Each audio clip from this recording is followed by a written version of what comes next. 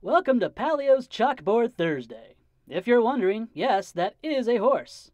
We are shooting in Saratoga Springs, New York, home of the oldest thoroughbred racetrack and sporting venue in the United States, Saratoga Racecourse, and home to Palio. We're an advertising agency.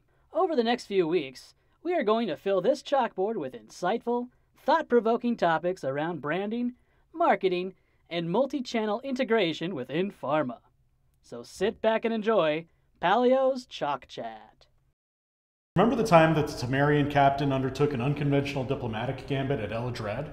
Or the time Duras and Gowron competed for the chancellorship using the Sons of Moog as their pawns? Unless you're a die-hard Trekkie like I am, you probably don't know what I'm talking about. You've heard of the Enterprise and Kirk, maybe even Picard. You know what beam me up Scotty means, and that Vulcans do something weird with the hand to say goodbye. Because those nuggets have percolated into pop culture and become part of our shared context. There's actually an entire episode of Star Trek: The Next Generation about the important role that shared context and frame of reference play in communication.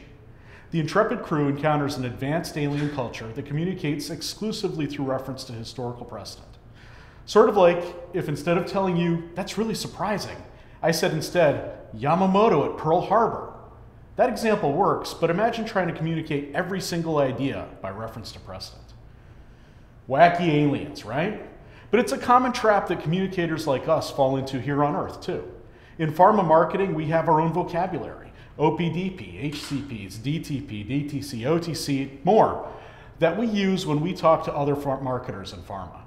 That's okay when we're talking amongst ourselves, but our real goal is to communicate to other people. Doctors don't think of themselves as HCPs. The people in their waiting rooms, they don't necessarily think of themselves as patients.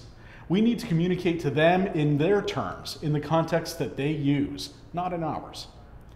Sometimes you can use shared context to make communication more effective. The 2 or 3 Trekkies who watch this chalk chat are getting a lot more out of these bullets than the rest of you are. But that's a rare treat. To communicate effectively, we need to focus on the context and frame of reference that our target audience is in. We need to make ourselves move into that context, not try to move them into ours.